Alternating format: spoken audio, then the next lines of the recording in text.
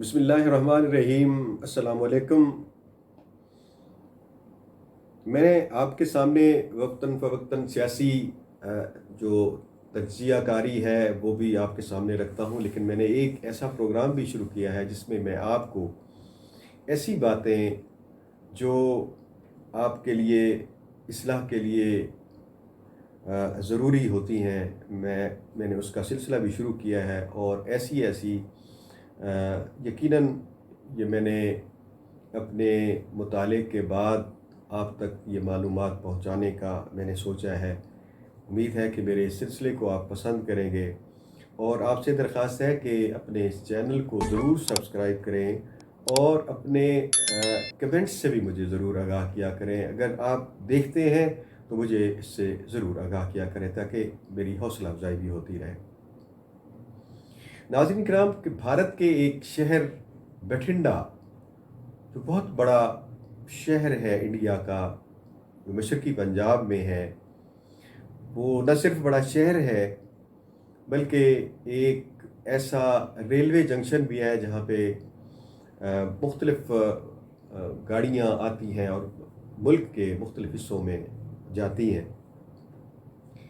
وہ بٹھنڈا بہت میری عمر کے لوگ تو جانتے ہوں گے کہ اس کو ایک خاص لفظ میں استعمال بھی کیا جاتا تھا کہ وہاں جو لوگ اردو فاضل اور فارسی کا جو امتحان تھا وہ پاس کر کے وہاں سے ان کو ایک خاص پیپر دے کے تو اس میں وہ بی اے کر لیتے تھے، اور ان کو بی اے کی سند مل جاتی تھی۔ تو جو بڑے لوگ ہیں وہ اس ٹرمنالوجی کو جانتے ہیں کہ لوگوں کے بارے میں کہا کرتے تھے کہ یہ بی اے ہے وایا بٹھنڈا۔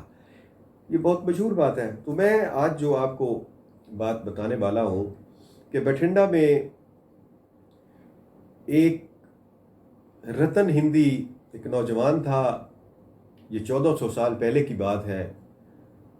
میں اس کی حقیقت بھی آپ کو بتاؤں گا۔ یہ میں نے ایسے قصہ کہانی کے طور پہ آپ کے سامنے نہیں پیش کیا، میں اس کے حوالے بھی آپ کو آگے چل کے دوں گا۔ جب حضور کریم نے اپنی نبوت کا باقاعدہ اعلان فرمایا تو یہ خبر بہت دور دور تک پھیلی۔ یقیناً ہندوستان اور سندھ اور بلوچستان کے وہ علاقے جو عرب کے زیر اثر بھی تھے، وہاں تک یہ خبریں پہنچی، اور ادھر افریقہ کے کئی لوگوں تک یہ باتیں پہنچی۔ تو ہر بندے نے یہ خواہش ظاہر کی کہ کسی نہ کسی طرح اس نبی مکرم کو دیکھا جائے۔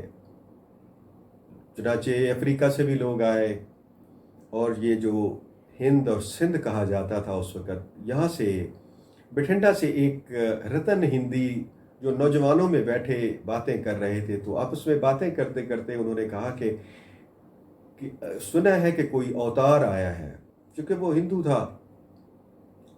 تو انہوں نے کہا کہ وہ جو اوتار آیا ہے وہ تو عرب میں آیا ہے۔ وہ آپس میں باتیں کرتے کرتے انہوں نے پوچھا کہ یہ عرب کدھر ہے؟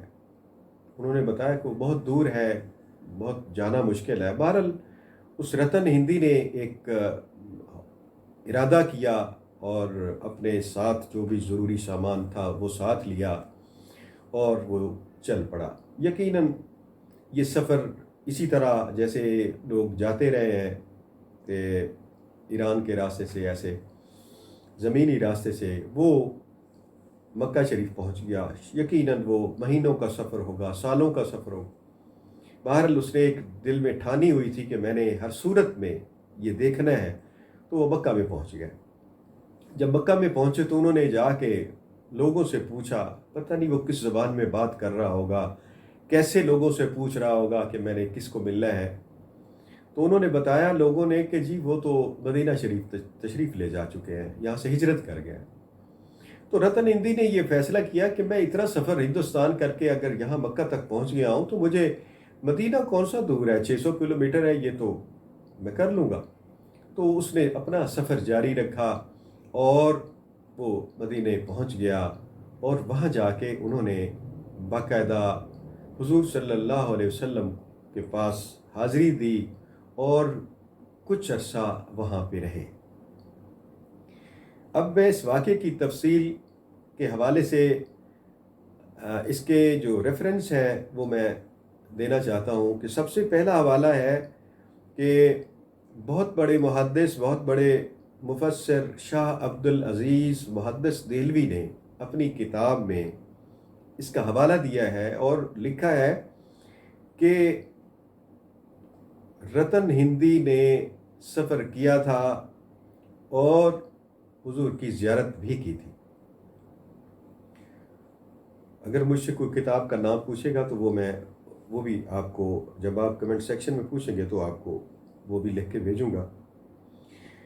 اسی طرح لاہور کے اکرام چغتائی صاحب نے یہ بتایا ہے کہ جرمن زبان میں ایک شخص نے اس واقعے کو نقل کیا ہے اور باقاعدہ اس کی تفصیل بیان کی ہے۔ اس کے بعد مولانا طاہر القادری صاحب نے بھی اس واقعے کو اپنی کتاب میں لکھا ہے۔ انہوں نے تو یہ بھی لکھا ہے کہ وہ زیارت کر کے مسلمان ہو کے واپس بٹھنڈا میں واپس آ گئے تھے، اور ان کا آج بھی وہاں مزار ہے جہاں پہ لوگ ہندو بھی جاتے ہیں اور مسلمان بھی جاتے ہیں۔